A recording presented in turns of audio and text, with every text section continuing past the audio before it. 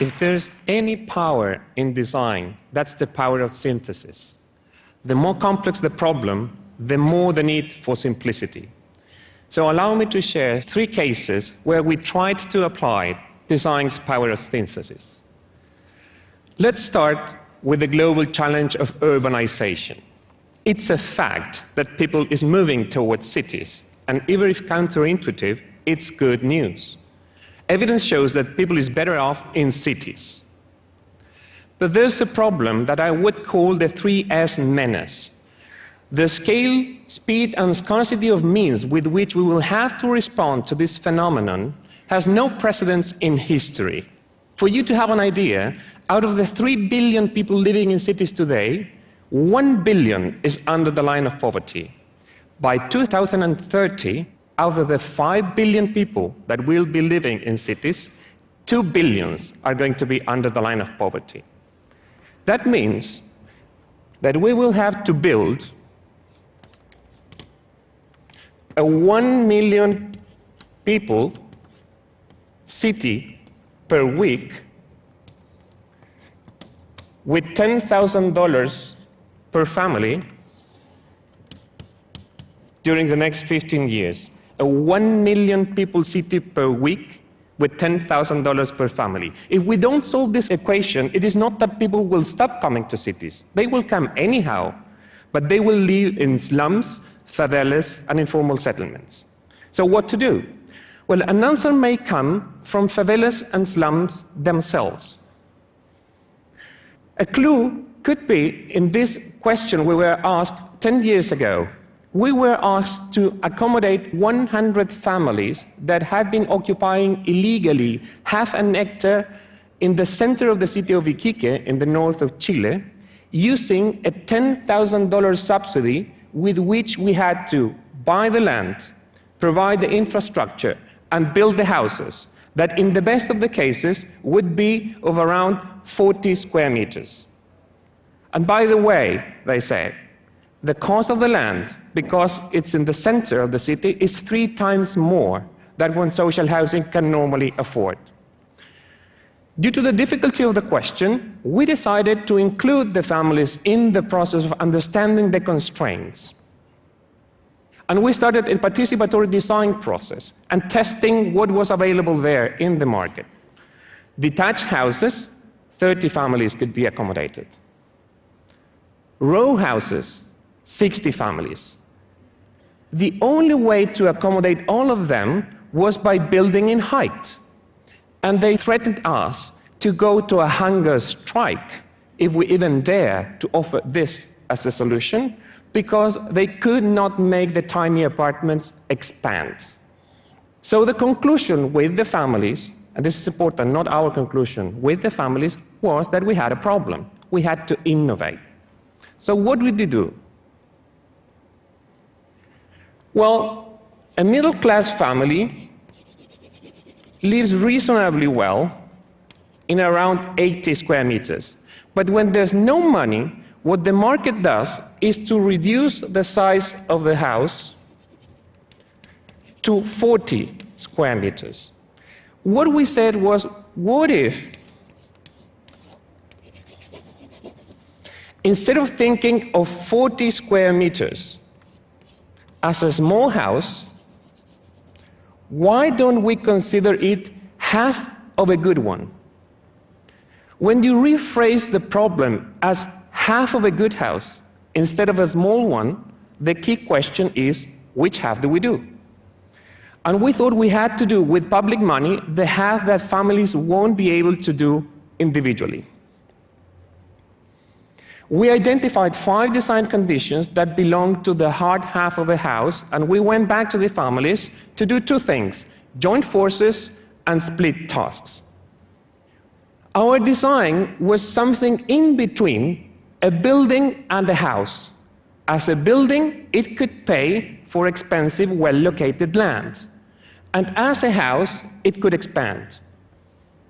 If in the process of not being expelled to the periphery while getting a house, families kept their network and their jobs, we knew that the expansion would begin right away. So we went from this initial social housing to a middle-class unit achieved by families themselves within a couple of weeks. This was our first project in Iquique 10 years ago. This is our last project in Chile. Different designs, same principle. You provide a frame, and from then on, families take over. So, the purpose of design, trying to understand and trying to give an answer to the 3S menace, scale, speed, and scarcity, is to channel people's own building capacity. We won't solve the 1 million people per week equation unless we use people's own power for building. So, with the right design, slums and favelas may not be the problem, but actually the only possible solution. The second case is how design can contribute to sustainability. In 2012, we entered the competition for the Angelini Innovation Center, and the aim was to build the right environment for knowledge creation. It is accepted that for such an aim, knowledge creation, interaction among people, face-to-face contact, it's important, and we agreed on that. But for us, the question of the right environment was a very literal question. We wanted to have a working space with the right light, with the right temperature, with the right air. So we asked ourselves, does the typical office building help us in that sense? Well, how does that building look typically? It's a collection of floors, one on top of each other, with a core in the center, with elevators, stairs, pipes, wires, everything, and then a glass skin on the outside that, due to direct sun radiation, creates a huge greenhouse effect inside. In addition to that, let's say a guy working on the 7th floor goes every single day through the 3rd floor, but has no idea what the guy on that floor is working on.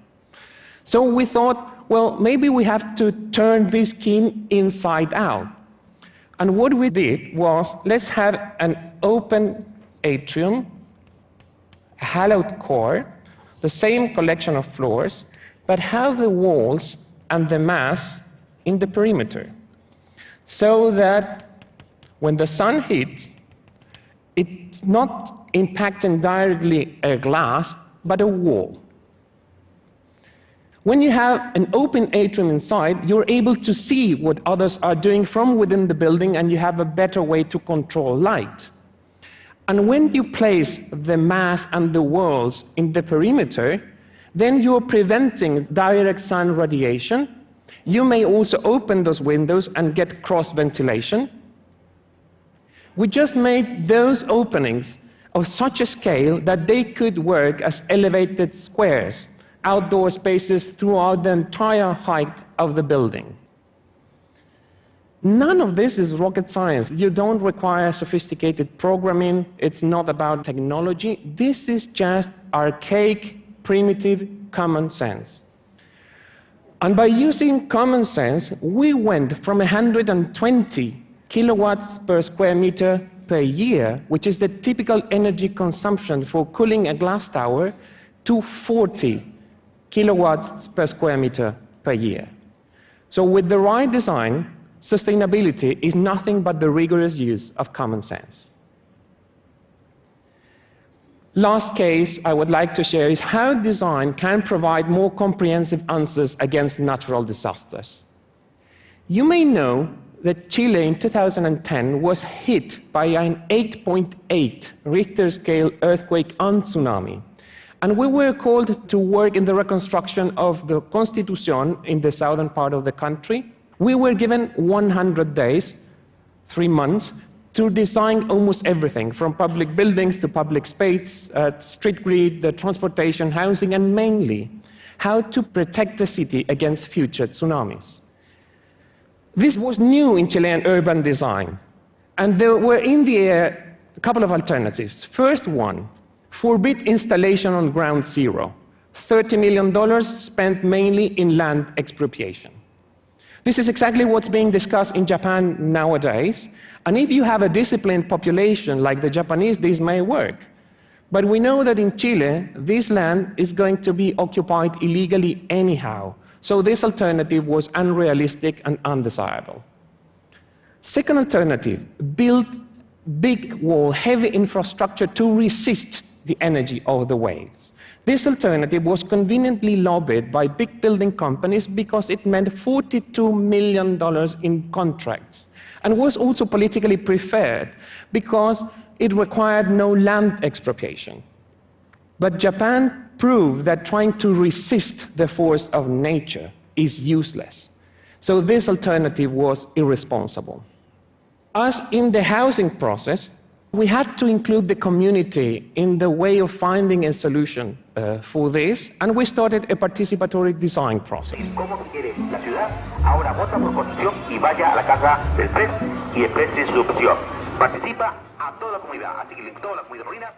Específicamente yo como pescador tengo 25 pescadores. ¿Dónde lo voy a llevarlo yo? ¿Al bosque? Entonces, ¿por qué nosotros no podemos tener una defensa de hormigón? Por supuesto, bien hecho. Soy historia de Constitución y vivieron mis actores. Y este señor me viene a decir que yo no puedo seguir viviendo ahí. Ha vivido toda mi familia, toda una vida ahí. Crié a mis hijos y mis hijos criarán a sus hijos, y mis hijos y mis nietos y todo. Pero ¿por qué me viene a imponer usted? Él me está imponiendo. Mi zona de riesgo yo no puedo autorizar a construir. No, nieve. Él mismo lo está diciendo. No. Nieve. I don't know if you were able to read the subtitles, but you can tell from the body language that participatory design is not a hippie, romantic, let's all dream together about the future of the city kind of thing. It is actually not even with the families trying to find the right answer. It is mainly trying to identify with precision what is the right question. There's nothing worse than answering well the wrong question. So it was pretty obvious after this process that, well, we chicken out here and go away because it's too tense, or we go even farther in asking what else is bothering you, what other problems do you have, and you want us to take care now that the city will have to be think from scratch. And what they said was, look, fine to protect the city against future tsunamis, we really appreciate, but the next one is going to come in, 20 years? But every single year we have problems of flooding due to rain. In addition, we're in the middle of the forest region of the country, and our public space sucks. It's poor and it's scarce. And the origin of the city, our identity, is not really connected to the buildings that fell. It is connected to the river. But the river cannot be accessed publicly because its shores are privately owned. So we thought that we had to produce a third alternative. And our approach was against geographical threats, have geographical answers. What if, in between the city and the sea, we have a forest? A forest that doesn't try to resist the energy of nature, but dissipates it by introducing friction. A forest that may be able to laminate the water and prevent the flooding, that may pay the debt, the historical debt of public space. And they may provide, finally, democratic access to the river. So as a conclusion of the participatory design, the alternative was validated politically and socially, but there was still the problem of the cost. $48 million.